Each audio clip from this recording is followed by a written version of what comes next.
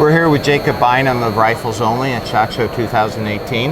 Really appreciate Good to see you spending time Good to see with our audience. And again, I probably did this last year in the video, but I mean your videos that you did, back in 2007, 2008. I mean, those were like some of the first ones that I watched and really helped me with some of the fundamentals. So really appreciate. Well, the fundamentals have been the same forever, so we can't really get updated on that too much.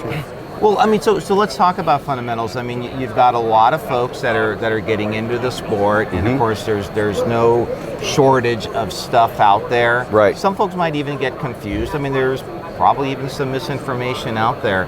So for the new shooter, what should they really be focused on?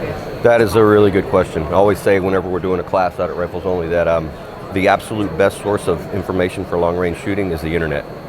And the absolute worst source of information for long-range shooting is the internet. Okay. But and it's one of those things. When you talk about new shooters, there's a lot of them that are coming in. We're seeing probably whenever we started the club series, it would be 15 to 20 shooters, and most of them we knew. Now we're upwards of 60 and above, and fully, 45% of the people that are coming in, we've never seen them before, and so this is fantastic. And I'll just tell them flat out, we want to set the hook deep to get you in this to where you're shooting, and most of the time it does, and it's been really good. Coming onto the market now with products and a new shooter that's coming in. Okay, well, do I have to have this? Do I have to have this? Do I have to have this? The question you got to ask yourself is it going to make me shoot better? You know what I mean? And really, the reality is there are a lot of entry-level guns for field precision rifle that are out there. I mean, I can name several, like Tikka, Ruger Precision Rifle. There was another guy who came by the other day. We're going to showcase some of his stuff down at Rifles Only. But all of them shoot really well. I mean, they'll outshoot the top shooters. It's just going to be who's reading the wind the best. Who's having the best day. Whenever it comes competition time. But then the other part of it is on optics. The stuff that you're seeing out there now is just miles and miles ahead of what we had 15 years ago. And it's hard to go wrong these days. It really is. I mean, if you're looking at some of the ones, Leupold, Vortex, Night Force, any of those, Bushnell, they have really good offerings that are affordable, and you can make it work for you. As long as you got adjustable turrets back and forth, then it's probably going to work okay. You don't have to feel like you have to have the 35 power scope. If you put a 35 power scope on there, you have 10 people really up there. Well, we're doing field rifle. You need to open up your field of view a little bit, Exactly. Rather than having just that real tiny field of view. Now, it's great if you're going over and, trying to do load development, which I want to talk about in a minute. All right, so let's do ask that. me that one. Yep. But, I get it, but it's not really necessary to go out and have fun and enjoy the game and get into it at a reasonable price. Just ask yourself, is that little widget going to help me shoot better? And if the answer is no, then pass on it. Well, that's good. So clearly somebody can get their number of good, moderately priced rifles and scopes that will outshoot some of the best shooters. Oh, yeah. So when you talk about some of these ancillary components, okay, in your opinion, what are the 2 to 3 accessories that really have the highest return on investment for the new shooter? Well, amazingly, ballistics programs, okay? And I say that probably Ballistics is one that I've been using lately. And whenever we have classes, we get people to download the app. It's a $15 app. Then they can get the little weather meter that goes with it, which is another $85. So for $100, they pretty much have a weather station where they can go in and get real-time weather where they are, or they can draw that weather off of the closest, airport or whatever. But the reason I think ballistics programs are pretty neat is because you can go in and you can change the weather parameters like manually and see what happens to your bullet. You can look at it and see what that's going to do to your numbers. It kind of gives you a more visual aspect of what the bullet's going to do. If we change our density altitudes up to 9,000 feet and compare that to a sea level density altitude, that's very educational. Right. It doesn't cost you anything. You can sit there and play with it the whole time, and you can learn more and more and take notes and stuff like that. So the ballistics program is and there's a lot of good ones. I'm just using Ballistics because it's pretty easy user interface, and if I have a class, I can put it up on my whiteboard, projected, and I can here's how you set it up, here's how you go. It has great bullet library. No matter what you're shooting, you'll be able to get pretty good information out of it. Beyond that, I'd say all of your solid stuff, a good sling, a really good sling, and there's a bunch of them out there. Rifles Only has some really good ones. A good rear bag, and There's a multitude of choices out there on rear bags these days. I mean, it's like we called it the bag wars of 2015. I mean, we've done videos on rear bags because of that. Sure. And it's, yeah. And believe me, they've come a long way from putting some rice in a sock. Absolutely. And so that's pretty good. A good sturdy bipod, and I would say, Harris or the B&T Industries. Atlas. The Atlas bipod. Yeah. Get those, make sure you're getting the ones that are actually those name brands and not the knockoffs, because the knockoffs, we see them break all the time. But both of those are really good choices. And again, just a good solid understanding, good ballistics program. And then obviously, the best thing you can invest in is good training.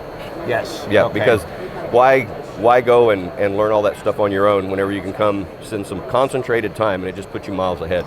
And you've got a great training program available. I really believe I do. We've been at it for a long time, and we've had some pretty good success with it. And for different skill levels, I mean, they could go up to your website. Absolutely. And see what's up there. And now load development. Right. Here's one of the things that becomes intimidating for a new shooter, because they get around some of these older shooters and they start talking reloading, and they think, oh no, here's a world, if I'm ever going to be good at this, I have to be able to reload. Well, it's not really true, okay? The guys that are out there that are reloading, good on them. I mean, they're going over and they're creating some fantastic ammunition. But there could be a new shooter who's coming in looking a little bit intimidated about, what are you talking about here on these bullet weights, and what is neck tension, and what is full length resizing, and what about these primers, which is about, in other words, it's just a whole industry they feel like it's just too much. Right, and a new shooter, they've got to wrap their mind around so many things. Right. And we see a lot of folks that just go into the black hole of the minutia of reloading. Do I neck turn? If so, how much? Yep. That quite honestly is a distraction. It is a distraction. And again, a lot of people like doing that. And I talked to some of my really, really good friends that are really top PRS, competition level shooters. I say, why do you reload? Because that there's factory ammo that's just as good. And 9 times out of 10, they say it's just a relaxing way for them to go, and they love the technical aspects of it, and they like it, and it's the minutia, and they enjoy that. And that's why, and I'm not going to fault them for that, because I do too. I've been down that road too. I've neck turned and weighed all my cases and done all of that. I learned how to reload from a old school bench rester. Talk about the guys who really get into the minutia of it. And again, it is relaxing, and it's fun. You can do it with your significant other or your kids, and to teach them about that kind of stuff. That's kind of heritage. Yeah, it is, and it's so much fun. And I've got every reloader known to man. I mean, I've been doing this for a long time, and I still go and play with them. But what concerns me about it is I understand that, surely not as well as some of the other people, because it's not my forte, but I can make some good ammunition. But I don't want to really talk about that too much in mixed company, because I don't want the new shooter to become intimidated and feel like, oh, I will never do good unless, I've got, this press and this powder trickler and this annealer and all this, because that's not what it's about. It's about getting out there and shooting and having fun. And so with the factory loadings that are out there, Prime Ammunition is a really strong up-and-comer. Federal's been doing it for a long time. Hornady's been making really good ammo. There's a lot of really good ammunition manufacturers out there that these guys can come and actually be competitive and have a good time with it. Well, and that also begs the question, they're always like, which cartridge, and 6.5 Creedmoor is kind of the new 308, so probably for the new shooter. Right. And that ammunition's not really that expensive. Right. The ammunition that's out there is reasonably priced, and people can go and train, and they can compete with it, and it's not just the quality of the ammunition is not going to be the winner or loser on that. It's not going to happen. Not in this game. Now, I know there is one product that you wanted to highlight today. Yeah, I do. One of the things that my father and I, we were very, very fortunate. We got an opportunity to go hunt in New Zealand together. And so we were going to take one gun, and we were going to be hunting for tar, red stag, chamois, and all that. So if you know anything about New Zealand, it's you've seen Western Colorado? Yes. Okay, yes. Lots of mountains and stuff. Yes. That's mainly flat compared to the South Island of New Zealand. It's up and down everywhere. The mountains are still growing. But anyway, I went to, and this is years ago, I went and I tore apart an old Alice backpack, and I got me some hardware, and I made a way to carry that rifle on my back, because we wanted one that wouldn't break, so of course we went Accuracy International 300 Win Mag. That's what we went with. And so I've been trying to come up with the way to do that, and it was a good stopgap solution for that. and it was a lot of fun and it worked out. And there's been some slings over the years, like Tab Gear built one that's called a biathlon sling that worked really, really good. And I appreciated that design, but I didn't really feel like it was enough because there's some other things you need. You know, if you're going to go out and you're going to be shooting long range, you're probably going to need a good laser rangefinder. You're probably going to need to have, you know, your weather meter with you so you can kind of get an idea of what's going to happen.